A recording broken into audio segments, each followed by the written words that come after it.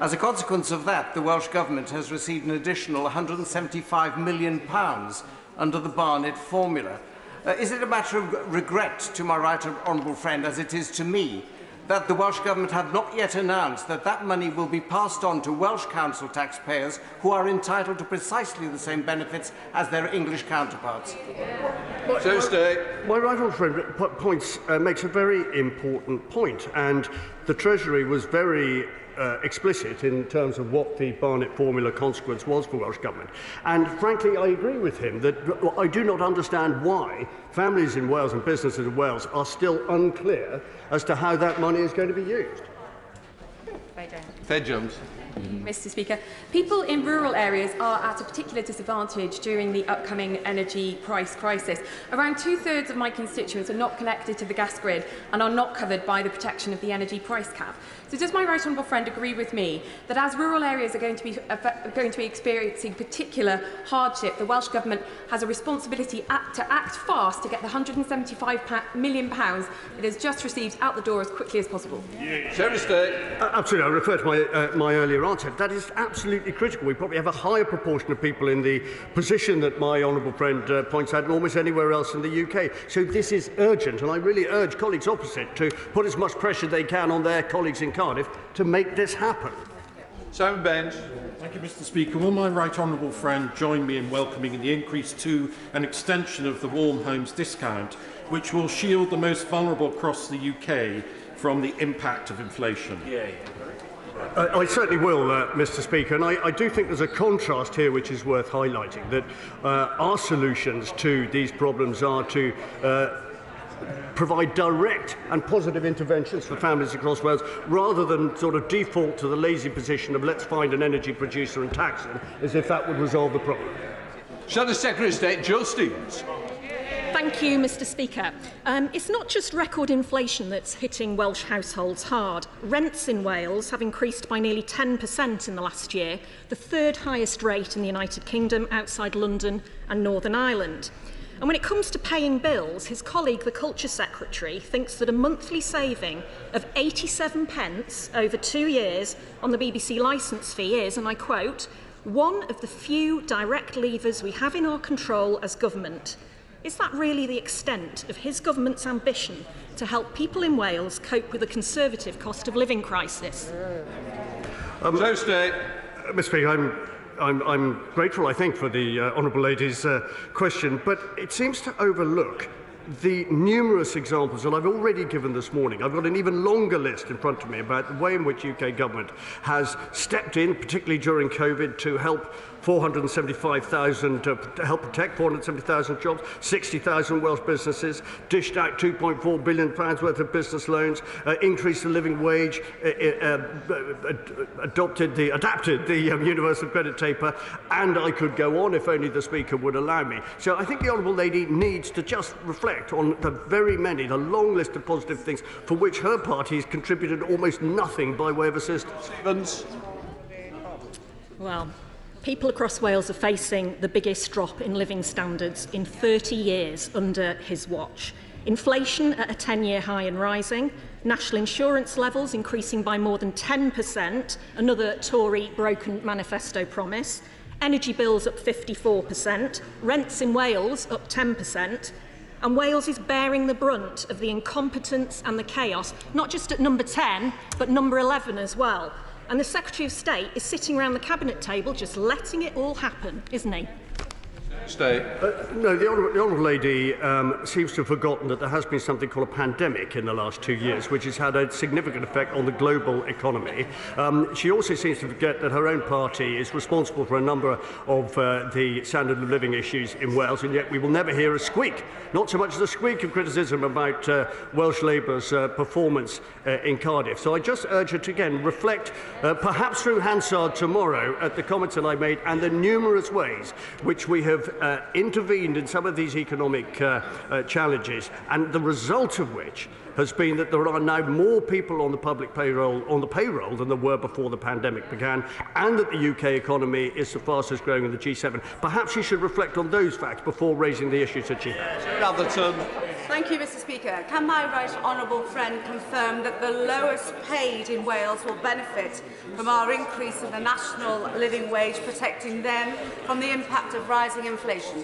I certainly can, Mr Speaker, and it's also worth, in answering that question, to reflect on the fact that the Labour solution to all of this around VAT, which is an interesting recognition actually of a Brexit dividend, would not have that effect. And the Treasury analysis of this is that the Labour proposal would unduly hit families who our proposals hopefully are designed to help. Bentley. Three, sir. Minister.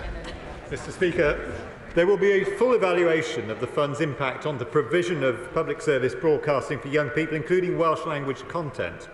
But the Government is committed to Welsh language broadcasting. S4C will be receiving £88.8 million a year for the first 2 years of the licence fee settlement, rising in line with inflation thereafter. Bentley. Diolch, Mr Speaker. The fund's 5% target for content in the indigenous languages has been invaluable to producers of Welsh language children programmes such as Bex, an upcoming drama series about children's mental health, and of course the production of new episodes of Sally Mally. Now, Mike Young, the producer of Sam Tan and the creator of Super Ted, has previously stated that these much-loved favourites would not have been made without state support. So would the Minister agree to meet with me to discuss the impact of the fund's closure and also ways that we can secure the future of original children's content in the Welsh language? Minister. Mr Speaker, just a question. Of course, I'd be delighted to meet with the honourable gentleman to discuss this issue, and I would approach it with an open mind. I can perhaps remind the honourable gentleman it was a Conservative government which established S4C. It was also a Conservative government which set up the Welsh Language Act. And the honourable gentleman may also know it was a Conservative chairman of the Welsh Affairs Select Committee who allowed Welsh to be spoken for the first time in Select Committee hearings. Modesty prevents me from saying any more on that, but I can assure the honourable gentleman that we will always want to support the Welsh language. Mr Speaker. Mr Speaker, the Secretary of State recently met with the Culture Secretary to discuss the delivery of UK Government's £5 billion project Gigabit, which will deliver gigabit connections to the hardest 20% of the United Kingdom. Up to 234 homes and businesses in Wales will benefit from this investment. Jonathan Edwards. Mr Speaker. According to the House of Commons Library, 17.4% of lines in my constituency receive less than 10 megabits per second, one of the worst records in the British state. And it's clear, therefore, that the UK Government and Welsh Government broadband strategies have failed large parts of Carmarthenshire. Will the Wales Office emphasise that Mission 4 of the Levelling Up white paper published last week prioritises those areas that have been neglected so far? He lives in one. Minister. Well, Mr Speaker, those figures are concerning, and I agree that that connectivity does need to become a priority. But the statistics will also show that the number of homes connected to fast broadband in Wales has risen from just 11% in 2019 to 47% in 2022. And that number continues to rise, and later this week, in fact tomorrow, I shall be visiting the Swansea Bay growth deal to look at a project which will further increase connectivity in Wales. McCartney. Corey Diolch, Speaker.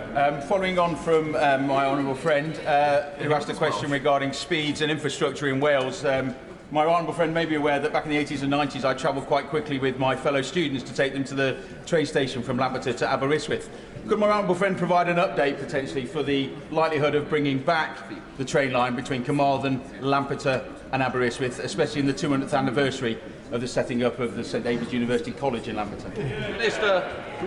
Well, Mr Speaker, that is an exciting and interesting suggestion, and I think it's one of a number which are going to be being looked at. But obviously what I'm doing with the Secretary of State and the Secretary of State for Transport is looking at the projects which are already underway, such as the improvements to the North Wales coastline and to the South Wales relief line. I think he was trying to say it was the improvement to broadband if the train line was reopened. That's the only way it can be connected. Right. Can I now go to Shadow Minister Gerald Jones?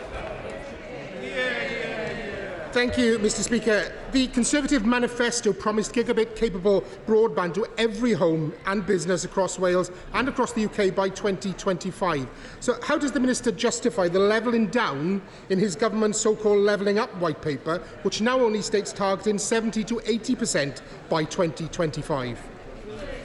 Well, Mr Speaker, I hope the honourable gentleman will agree that we've set some very ambitious targets, and I certainly hope we're going to meet them. But I just point out once again that the number of homes connected to fast broadband has risen from just 11% to 47% in 3 years, which I think is an exceptionally good outcome. And I can assure the honourable gentleman that we want to continue to see that figure rise. The honourable member is for Dinnerford. It's absolutely right to raise the issue because broadband speeds in urban areas, not only in Wales but also in England, isn't always up to the mark. But at the same time, will he praise people like Openreach, who provide fibre to the premises in very rural areas of Wales, like the Dysynni Valley in southern Snowdonia? Mr. Speaker, I'm not sure whether the honourable gentleman wants to declare an interest in that particular one or not. Obviously, we're supporting Openreach in delivering fibre to the hardest to reach areas, but I would take him back to the whole purpose of Project Gigabit, which is to deliver to the hardest to reach 20%, and the figures already show that we are being very successful in achieving that greater connectivity in rural Wales. Number 5, please, Mr. Speaker. Thank you, Mr. Speaker. With your permission, I'll answer questions 5, 6 and 9 together. There is no public appetite at all in Wales to devolve the Crown Estate, which would serve merely to fragment the market and delay the further development of key projects. The Scottish Government has awarded 25 gigawatts of offshore wind development rights through Crown Estate Scotland to 17 projects, and that's put Scotland at the forefront of global offshore wind development. And it's more than double than the UK's existing offshore wind capacity, and it's going to create high-quality jobs and significant local investment. So why doesn't the Minister think that devolving the Crown Estates to Wales would benefit the people of Wales in the way it's benefiting the people of Scotland? Thank you, Mr. Speaker. I have to say I've spoken on this subject recently to port authorities, investors, councils, employees and, most importantly, the public.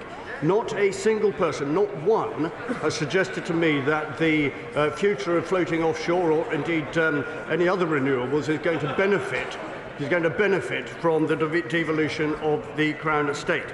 This is an international opportunity for Wales. The supply chain benefits are huge, and the SNP ambitions in this respect, I think, are far too modest. Alan Dorrans. Thank you, Mr. Speaker, and good morning. Mr. Speaker, the recent devolution of the Crown Estate seabed is predicted to enable Scotland's offshore wind farms to reliably power around 30 million homes across the United Kingdom. Has the Secretary of State assessed how many millions of homes could be powered by Welsh offshore generation? Secretary of State. Mr. Speaker, we have, I think I caught the majority of the honourable gentleman's question at any rate. And yes, we have made significant, we've undertaken significant analysis, I should say, into what the potential is. But the potential is massively enhanced by this being a UK-wide approach, an international approach. It is not enhanced, indeed it's jeopardised by constant referral to devolution of the Crown Estate, which seems to me to be almost off-putting if you were a future investor in this particular sector. Richard Thompson. Thank you, Mr. Speaker. Well, it hasn't put off investment in Scotland, certainly, but the Crown Estate portfolio in Wales and its marine assets has risen in value from £49 million in 2020. It's currently valued at £603 million. The evidence from Scotland is it's hugely beneficial for the devolved government to be handling that and maximising the supply chain opportunities. Why won't the Minister be open to the idea of devolving it? Or is the message to the people of Wales that when it comes to governance in Wales, Westminster still knows best? Well, absolutely not. As I made clear earlier on, where I take my advice, where I listen the most intently is to the views of port authorities, the views of councils, the views of investors, the views of employees, the views of the public. That's what really matters to me. This is about job creation and sustaining jobs. It isn't about looking at every single issue through the prism of independence and through the prism of what works for the Scottish Government. This is about making this work for the people of Wales, and that's what's important to us. Stephen Crabb. Mr. Speaker, devolution of the Crown Estate is a total red herring, and it's so typical of nationalists to turn every issue into an anti-United Kingdom process row. But would my right honourable friend agree with me that floating offshore wind does represent a hugely important opportunity for Wales, particularly for the port of Milford Haven in my constituency, which he shares in his constituency? And will he assure the House that he and his colleagues in Bays are doing everything to ensure that Wales and Pembrokeshire benefit from the opportunities of renewable marine energy? My right honourable friend is right, and I met last week the Crown Estates to have exactly this conversation, and I have to say it was an exciting, interesting, innovative conversation about all of the possibilities that he mentions and which exist across the whole of the UK, but particularly in the Celtic Sea. And I just repeat what I said earlier. The emphasis and the impetus behind this is from investors and from members of the public and from port authorities. It isn't, as I say, from nationalists who just wish to look at everything through the prism of their own power. Thank you, Mr. Speaker. The Secretary of State has just said that there was no public interest or appetite at all. Not one person was saying that devolving the Crown Estates was a good idea. By this morning, 10,000 people have already signed a petition asserting Wales's right to reap the benefits of our own natural resources. Now, the ScotWind auction raised almost £700 million for Scotland's public finances, and to reassure the Secretary of State, this is not a new tax. So in the heat of the cost of living crisis, Scottish renewable natural resources generates revenue for the benefit of the Scottish people, providing a better welfare service than ours in Wales. Is it not clear that devolving the Crown Estate in Scotland has improved the government's ability to respond to that cost of living crisis, and so it would in Wales? Well, I mean, shock horror, Mr. Speaker, that petition was going to be raised. It, of course, represents a tiny, tiny, tiny proportion of the population of Wales, and that assumes that everybody who signed it was resident in Wales, to be honest with you. But I would say I chose my words carefully, Mr. Speaker. I chose my words carefully earlier on. The people I want to listen to most intently around this are the people who are going to do the work and are going to benefit from the work. And that is port authorities, that's councils, that's employees, that's the public, and that's investors. Every single person that I've spoken to about this issue concludes that devolving the Crown Estate is nothing more than a distraction and will actually damage the prospects of this being the success story that it deserves to be. Parity with Scotland is possibly not the catchiest of slogans, but here it is just a matter of fairness. So will the Secretary of State now commit in this Parliament to the devolution of the Crown Estate to Wales? No, Mr. Speaker. Question number 7, Mr. Speaker. Mr. Speaker, this government is committed to levelling up across the whole of the United Kingdom, including Wales. Better connectivity and infrastructure are key to that, and that is why we asked Sir Peter Henley to conduct the Union Connectivity Review. I thank my honourable friend for that answer. Does my honourable friend not agree with me that, in addition to the actions that he announced just there, the Union Connectivity Review pledges to do much more, including reducing journey times on the East Coast Rail Line between London and Aberdeen, for example, protecting important domestic routes between London and Aberdeen, for example, and this shows levelling up in action and a demonstration of this government working for the entire United Kingdom, including Wales. Mr. Speaker, to draw on that link between Wales and Scotland, I'd like to congratulate Loganair, who are flying between Cardiff and Edinburgh, and will no doubt benefit from the cut in air passenger duty for regional airports, and as a result, we can expect to see an increase in flights, demand for flights, which is good news for Cardiff Airport, good news for travellers, and good news for the Union. Matheson. 10, sir. Minister. Mr. Speaker, cross-border links are vital to achieve levelling up in every part of the United Kingdom, including Wales. And last week I met with the government's Transport Minister to discuss, the Welsh Government's Transport Minister, to discuss how our governments can work together to improve these vital links, including the recommendations in the Union Connectivity Review. Mr. Speaker, if you go by train to North Wales, the chances are you go through Chester. We've got plans ready to go to increase capacity at Chester Station, but we're being held up because the British, the the Westminster Transport Department, his colleagues, will not agree on union connectivity grants for Network Rail and Transport for Wales. Can you have a word with them, please, and tell them to get a move on? Minister! Well, Mr. Speaker, I'm sure that my colleagues in Westminster will be doing absolutely everything that they can to improve connectivity links between Wales and England, but perhaps he could have a word with his colleagues in the Welsh Labour government who have decided to abandon road building in Wales. Mr. Speaker, traffic congestion is bad for the environment, and a good road network is good for a flourishing economy. Craig Williams. Thank you, Mr. Speaker.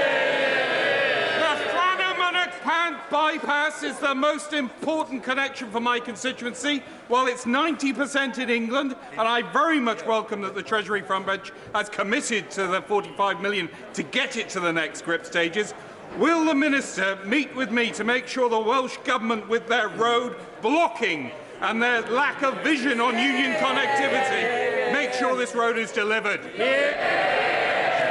Mr. Speaker, the honourable gentleman has been an absolute champion for that bypass over many years.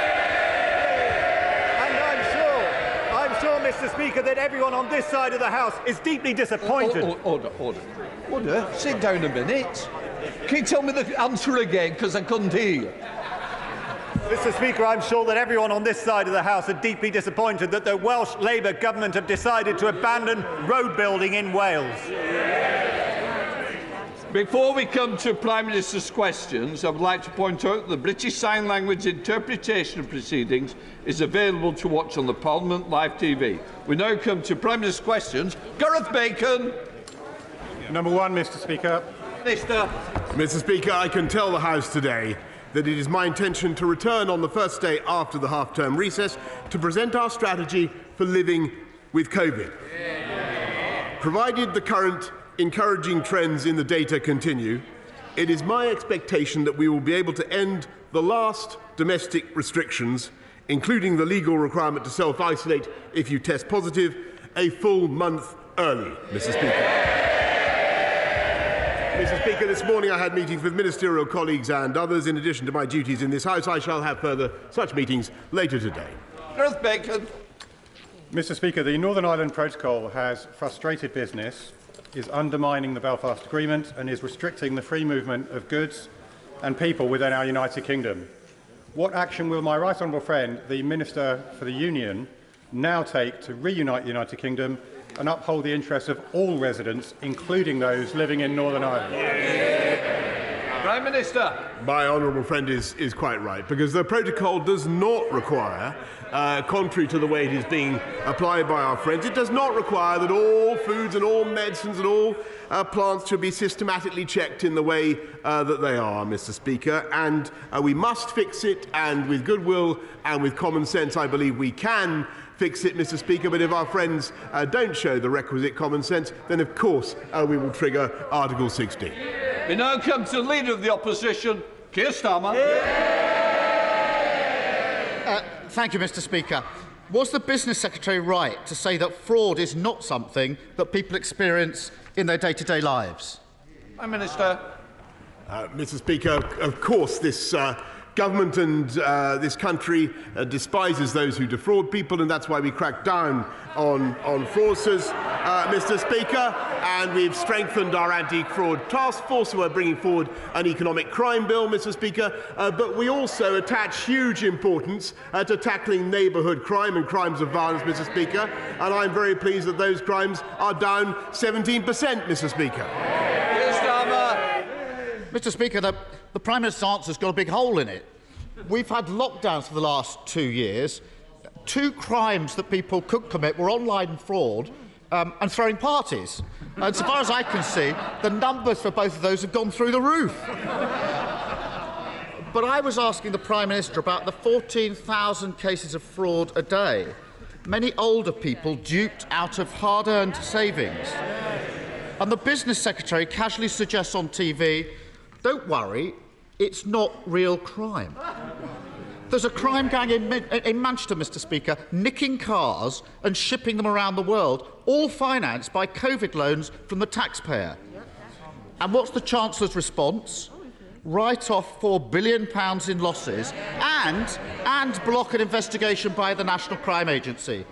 His cabinet turning a blind eye to scammers. Is it any wonder that his anti-fraud minister realised no one in government seemed to care and threw in the towel? Prime Minister. No, Mr. Speaker, because what we're doing is tackling crime across the board, and that's why we're investing more in tackling fraud.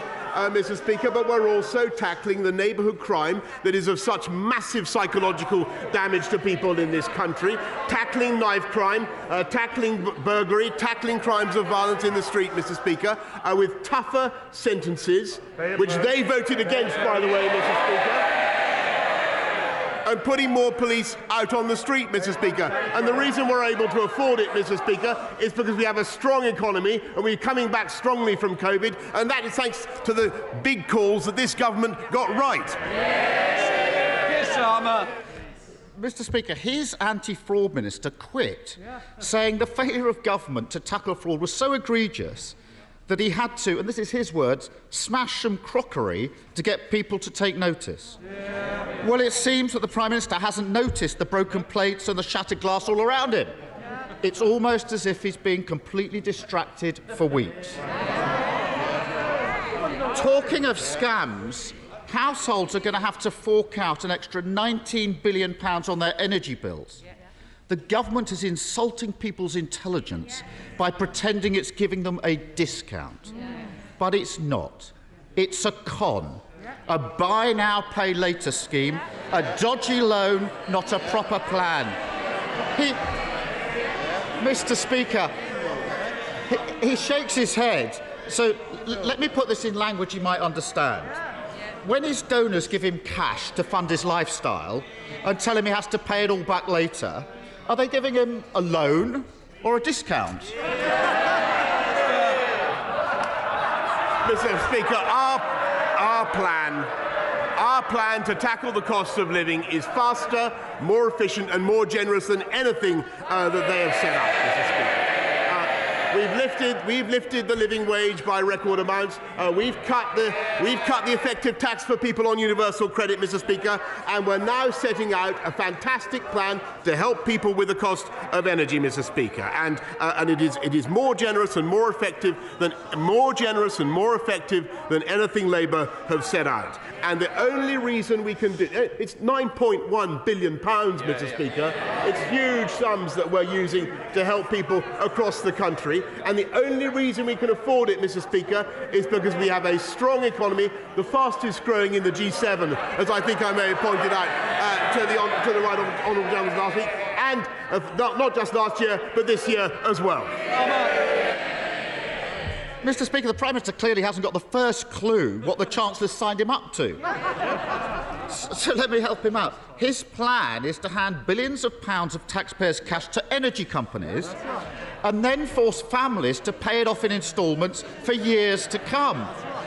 If it sounds like he's forcing people to take out a loan, and it looks like he's forcing people to take out a loan, isn't it just forcing people to take out a loan? We are giving people in Band D council tax, A to D council tax valuations across the country. That is 27 million homes. We're giving them the equivalent of a £150 rebate off their council. Their offer is for £89, Mr. Speaker. Ours is faster, more generous, and more effective. And what they would do. And you know, this is a global problem, Mr. Speaker, caused by the spike in gas prices. But what they would do is clobber the oil and gas companies right now with a tax that would deter investment in gas just when this country needs gas, Mr. Speaker, as we transition to green fuel. It would be totally ridiculous, and it would raise prices for consumers. Mr. Speaker, I was always worried that the Prime Minister wasn't one for reading terms and conditions, didn't understand what the Chancellor signed him up to, and he's just confirmed my worst fears. There is an alternative. Order. Can I just say, if you want to carry on outside. I am not having this perpetual noise coming from the front bench. Secretary of State should know better, and I expect better, and I certainly don't need to put up with it anymore. Keir Starmer. Mr. Speaker, there is an alternative. He could stand up to his Chancellor, tell him to support families rather than loading them with debt. Tell him to look at those bumper profits of oil and gas giants. Shell's profits up £14 billion this year. BP's profits up £9.5 billion this year. Mr. Speaker, every second of the day, they've made £750 extra profit from rising prices. At the same time, households are facing an extra £700 a year on their bills.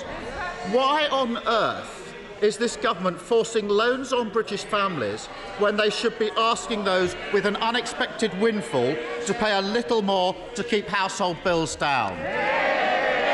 Mr. Speaker, the Labour plan would clobber supplies. It's an improvement on what I thought he stood for, which was nationalising the energy companies.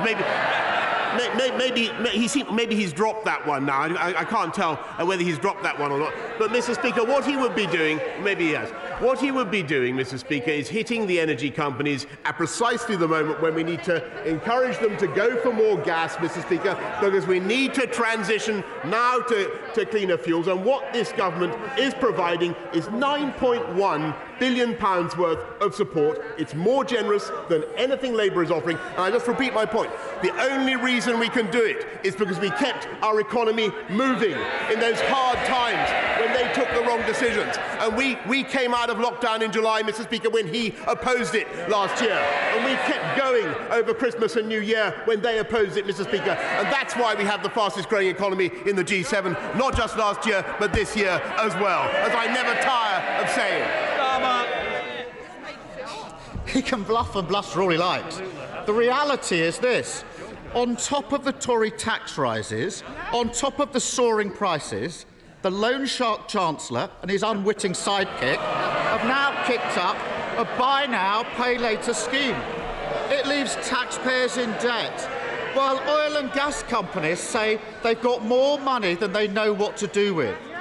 It's the same old story with this government.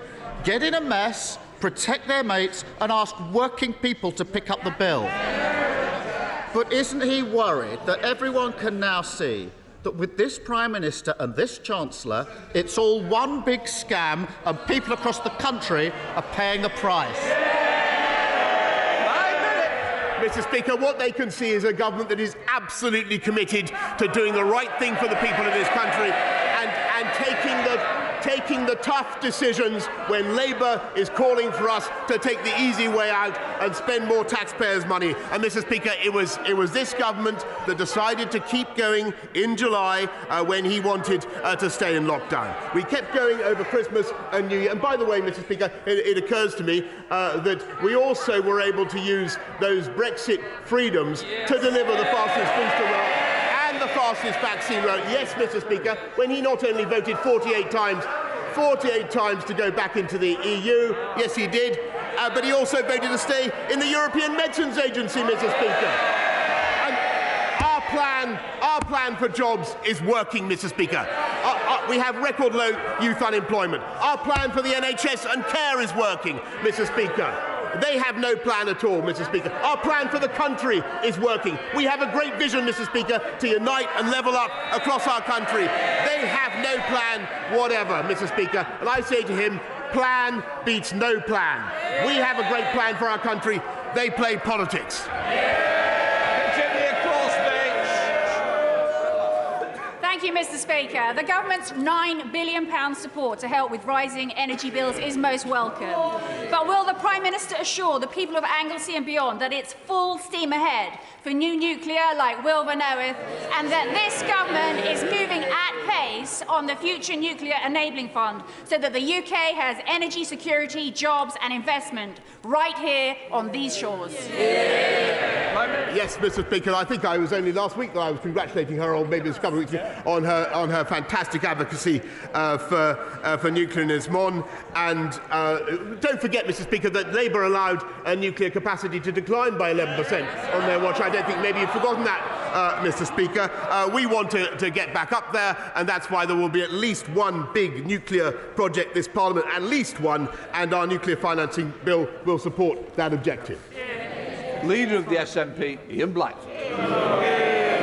Thank you, Mr. Speaker, and I'm sure you and the entire House will want to join me in welcoming the Remembering Srebrenica campaign that launched their yearly events in Parliament last night, and we all must continue to strive for ongoing peace in Bosnia. Hear, hear. Mr. Speaker, the flurry of changes in Downing Street over the last few days is a sight to behold. It's amazing how much energy this Prime Minister can sum up when it comes to saving his own skin. But whilst he's been busy rearranging the deck chairs, in the real world, people continue to be punished by the Tory cost of living crisis. Yesterday, Open Democracy found that as a direct result of the Chancellor's national insurance hike, nurses will, on average, take a £275 a year pay cut in April. That pay cut will hit at the very same moment that soaring energy bills land, bills that have shot up £1,000 in the space of a year. It is a bill they and the rest of the public simply can't afford. So rather than the Prime Minister and the Chancellor scrapping over the Tory leadership, will they do something useful and scrap their regressive hike in national insurance? Mr. Speaker, actually, it was interesting that the gentleman opposite didn't mention that, because I think everybody can see how vital this is. We have to clear our COVID backlogs, Mr. Speaker. We have 6 million people already on the waiting list. I'm afraid that will go up. And we need to be recruiting the staff now. That's why we're recruiting 50,000 more nurses. There are 11,000 more this year than there were last year. And to his point, Mr. Speaker, we've increased the starting salary for nurses by 12.8%, in addition to the bursaries and other help that we give them. We value our nurses, we love our NHS, and we're paying for it. Ian Blackford. Well, actions speak louder than words, Mr. Speaker, and if he wants to reward the nurses, then he needs to pay them. They are the very backbone of the National Health Service, the very people that he's hitting with the pay cut in April. And I shouldn't have to remind the Prime Minister that at the same time that those nurses were going into work every day to fight a pandemic, 16 different parties were happening in his government. The public know what nurses sacrificed during the pandemic, and they know exactly what this rule-breaking Prime Minister and his government were up to. So are the Prime Minister and his Chancellor seriously telling those nurses that the reward for seeing us through the pandemic is a £270 wage cut? Mr. Speaker, what we're telling the people of this country now, what fantastic nurses, is we back them all the way. And what they want is more nurses, Mr. Speaker. That's why there are record numbers in training. That's why we have 11,000 more in the NHS now this year than there were last year, Mr. Speaker. And those, I think, are fantastic investments in our country and our society. And I must say that I think it's peculiar that this, as I understand it, the Scottish Nationalist Party's approach to healthcare is now to cut off the bottom of doors in schools in Scotland in order to improve ventilation. Jane Stevenson. Thank you, Mr. Speaker. As a proud Wolverinian, I am thrilled that my city is front and centre of the government's levelling up right programme. Getting job seekers of all ages the skills they need to get into work will be vital to levelling up in Wolverhampton, and City of Wolverhampton College is already doing this at their brand new facility at Bentley Bridge in my constituency. Will the Prime Minister join me in congratulating the college, and also will he meet with me and my honourable neighbour and friend, preferably at Wolverhampton College, so we can discuss how more job seekers can get access to skills, and potentially through the City Learning Quarter and that final bit of funding that we need. I congratulate my honourable friend for Wolverhampton. She is truly a modern-day Lady Wolfruna, Mr. Speaker, and she's completely right that Wolverhampton and the Black Country were at the heart of the first industrial revolution, and they're at the heart of the current 21st century green industrial revolution. And I'm very glad that since April 2020 we've seen 125,000 starts to sector-based work academy programme, partly at least thanks to her lobbying and her support, and wild horses, Mr. Speaker, won't keep me away from Wolverhampton. Speaker, 74-year-old Janet had £25,000 stolen by fraudsters. She told the BBC, "The money was my mum and dad's. I felt I'd let them down." For Janet, and for the 4 million people who fell victim to fraudsters and online scammers last year, fraud is a crime. So does the Prime Minister understand the hurt he and his ministers cause fraud victims like Janet when they write them out of the crime figures and dismiss fraud as something people don't experience in their day-to-day lives? Mr. Speaker, will the Prime Minister correct the record on crime figures and apologise? Mr. Speaker, I direct the House, direct you, Mr. Speaker, to what I've already said to my honourable friend, the member for Hartlepool, but he knows very, very well that this government hates fraud. It hates online fraud. We're tackling the scammers by helping people to come forward when they get an email, when they get duped. Of course, we're helping them in any way that we can, Mr. Speaker, but we are also cutting the crime that affects people up and down our country, the neighbourhood crime, dealing with the county lines drugs gangs, Mr. Speaker, and that, I think, is something he should support as well. And I'm proud that those numbers have come down by 17%. Baldwin. Thank you, Mr. Speaker. It's wonderful news that the first in-person Commonwealth Heads of Government meeting for 4 years will take place during Her Majesty's Platinum Jubilee. Can the Prime Minister ensure that the global learning crisis is high on their agenda? And will he ask his amazing diplomats to ensure that every leader in the Commonwealth signs up to the Kenyatta Declaration on education? I thank her very much, thank my right honourable friend very much, everything she does to support education for girls. I think 12 years of quality education for every girl in the world is probably the single most transformative thing we could do to improve the world. And I remember working with my friend Uhuru Kenyatta on the declaration, and we will certainly ensure that everybody at the Commonwealth signs up to it. Eben Hamilton. Thank you, Mr. Speaker. Mr. Speaker, at the height of the lockdown restrictions in 2020, my constituent, who's worked for the NHS for over 30 years, was diagnosed with a tumour on her spine. Whilst in hospital undergoing painful surgery, her family obeyed the rules and didn't visit her.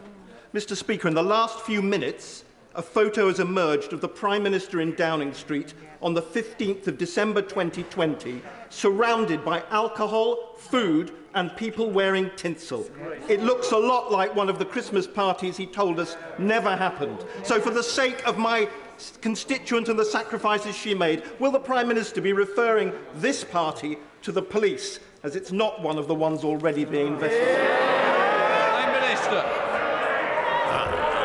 I'm afraid, first of all, I'm very sorry about his constituent and for the difficulties that she's been through. And I understand very much her feelings, Mr. Speaker. But in what he has just said, I'm afraid he is completely in error. Marco Longley. Thank you, Mr. Speaker. On the 30th of September 2020, the Prime Minister joined me on a building site in Dudley on what is now the new Institute of Technology, delivering on skills for future jobs and creating opportunities across the Black Country.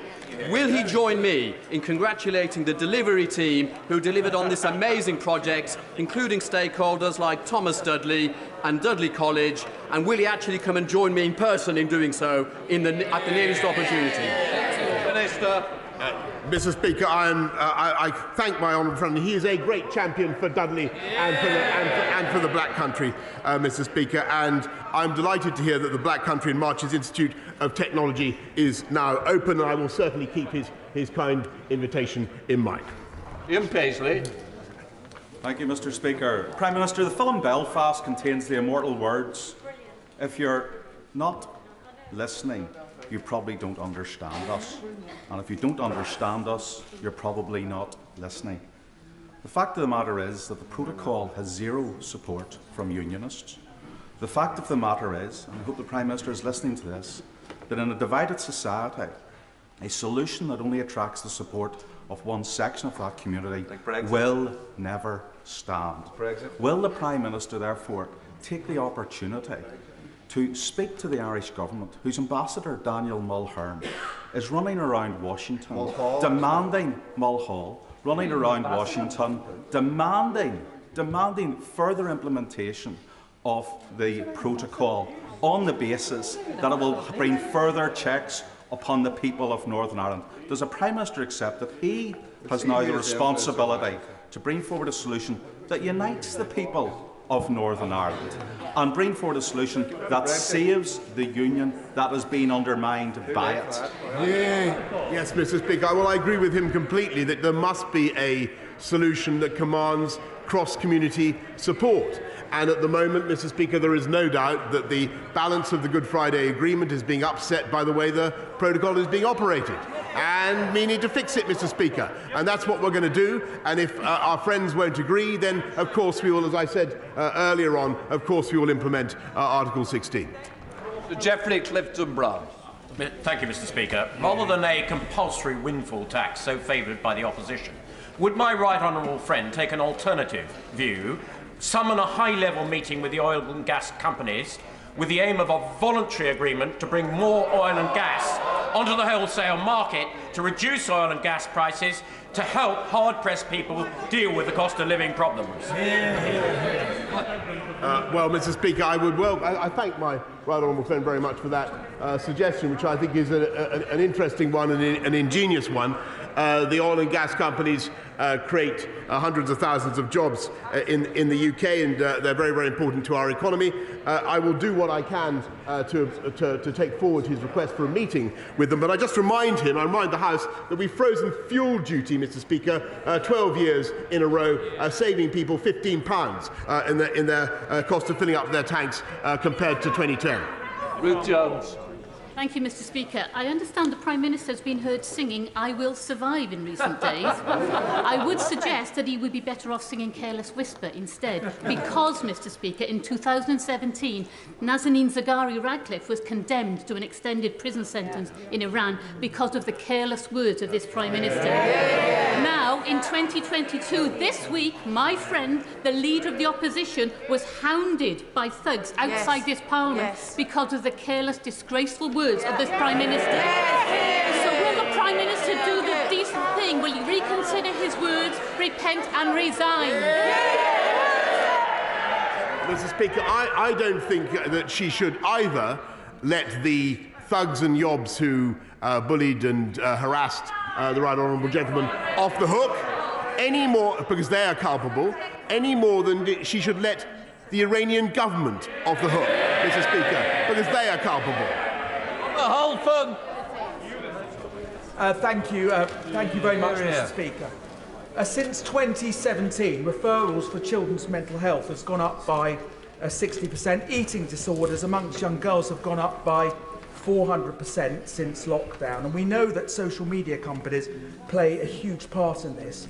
Given that social media platforms like TikTok are providing crack for kids in terms of adult content, negative imagery, and addictive algorithms, will my right honourable friend consider implementing a 2% levy on social media companies, which would raise £100 million to fund mental health resilience programmes for children?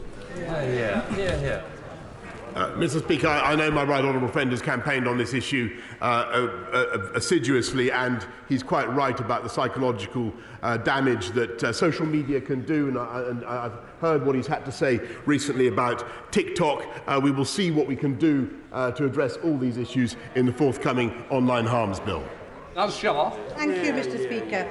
Mr. Speaker, Bradford is UK's youngest city and has the 10th largest city economy with a GDP of 11.6 billion and is bidding to be the capital of culture. Now it comes out that no detailed analysis of the long-term economic benefits of investing in Bradford and the North through the integrated rail plan was carried out. This government failure has robbed Bradford of £30 billion worth of growth over the next 10 years. When is the Prime Minister going to match action to rhetoric and on levelling up and give Bradford the investment it deserves? Prime Minister. Mr. Speaker, I'm afraid that she's wrong in what she says, because we're not only investing massively in Yorkshire, investing in police in Yorkshire, 640 more police, investing in education, but she's misunderstood what we said at the time of the £96 billion integrated rail plan. Because what we are saying is that we will look at ways in which we can ensure that we protract the eastern leg of high-speed rail from north of Birmingham on the eastern leg to Bradford. What we're not doing is coming up with a scheme before we've decided exactly what to do and how to fund it. But we are not ruling it out, Mr. Speaker. Stuart Anderson. Mr. Speaker.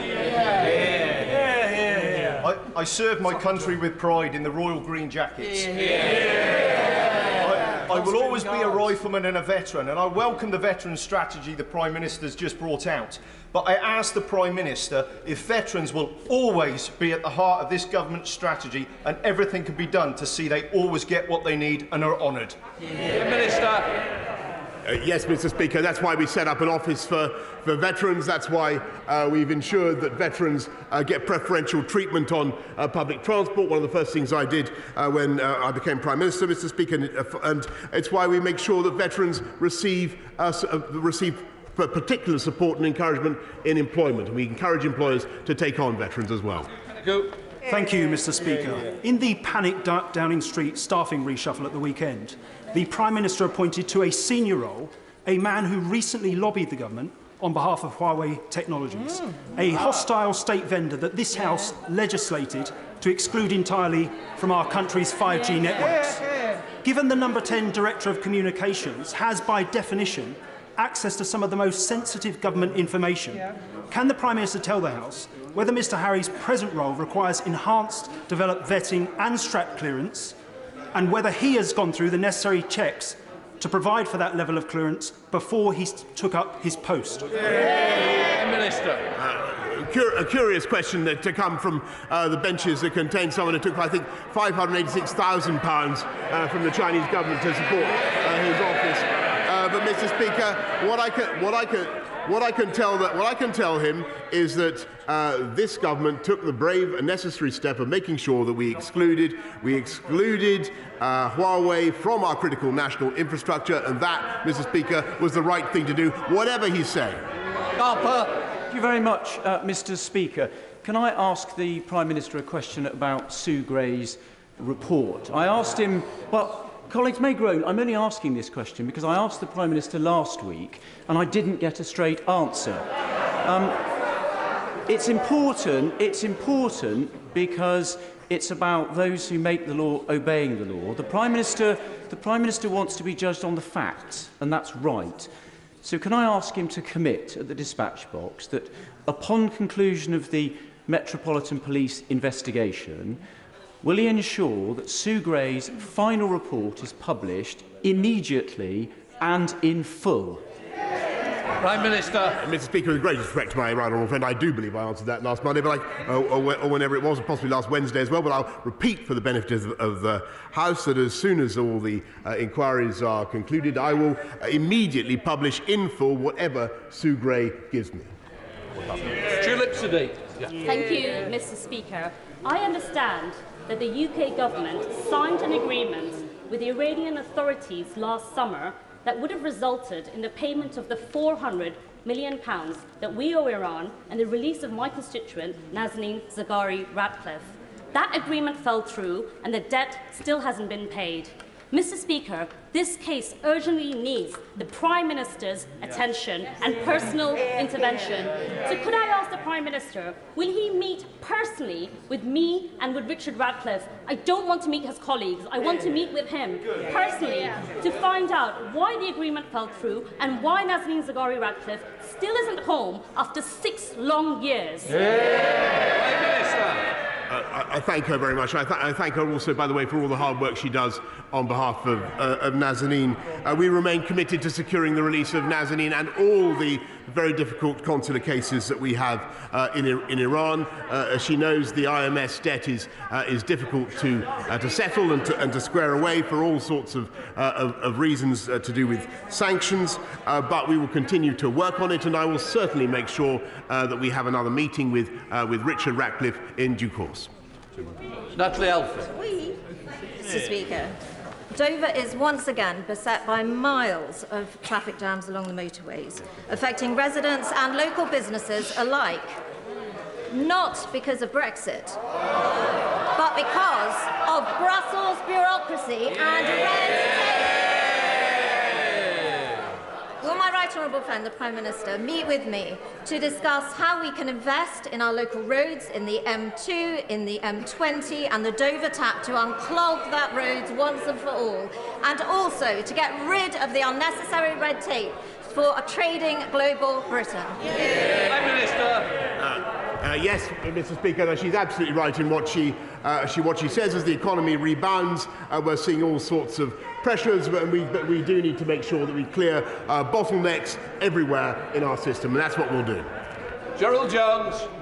Thank you, Mr. Speaker. I'd like to refer to the Prime Minister's answer to my honourable friend member for Leeds North East. The photograph referred to is all over social media. Everybody can see the photo. The Prime Minister is in the photo. So can I ask him again, will he refer to the matter to the police? Because this is not one of the parties already being investigated by the Metropolitan Police. Prime Minister. Yes, that's precisely the point, Mr. Speaker. It already has been. That event already has been submitted for investigation. That ends Prime Minister's questions. I'll let people leave before we start the UQ. All right. Yeah. No, there's nothing. All the best, Stephen. Look after yourself. Yeah.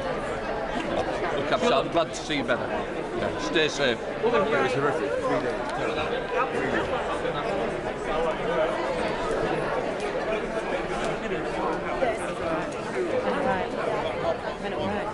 Yeah, when I want